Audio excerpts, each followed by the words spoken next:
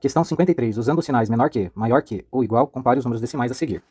0,258 comparado a 0,6. Vamos então fazer a nossa análise. Para que nós possamos comparar números decimais, nós temos que olhar casa por casa.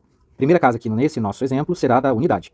0 é igual a 0, não tem ainda como a gente dizer se esses números são totalmente diferentes ou iguais. Vamos lá. Aqui eu tenho 2 décimos, ó, a casinha depois da vírgula, e aqui eu tenho 6 décimos. Como 6 é maior do que 2, então eu já posso afirmar que 0,258 é menor do que 0,6, beleza? Outro modo da gente analisar isso é a gente equalizar a quantidade de casas decimais. Então nesse número eu tenho 3 casas decimais, mas nesse daqui eu tenho apenas uma. Como que eu faço então isso de equalizar? É só eu deixar igual a quantidade de casas decimais. Para que esse número aqui tenha a mesma quantidade que o nosso outro número, basta eu acrescentar 2 zeros aqui. Lembrem-se que acrescentar zeros à direita de números decimais depois do último algarismo dele não influencia o seu valor. E agora a gente pode olhar esses números como um todo. 258 é menor do que 600, beleza? Portanto, 0,258 também será menor do que 0,600, que na verdade é 0,6.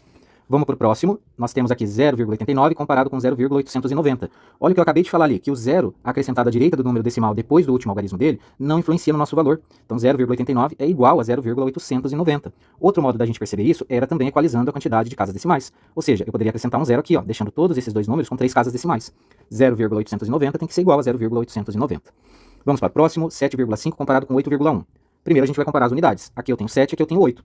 Como 7 é menor do que 8, eu já posso de cara afirmar que 7,5 é menor do que 8,1. Na próxima comparação, nós temos 35,98 comparado com 35,189. Vamos comparar casa por casa. Nas dezenas eu tenho 3 aqui e 3 aqui, empate. Nas unidades eu tenho 5 aqui e 5 aqui, empate também. Nos decimais, agora vai desempatar. Ó. Eu tenho 9 décimos aqui, mas eu tenho apenas 1 décimo nesse segundo número. Portanto, nós devemos afirmar que 35,98 é maior do que 35,189. Vamos então agora para a próxima comparação. Aqui na casa das unidades a gente já consegue perceber que é igual, teve empate.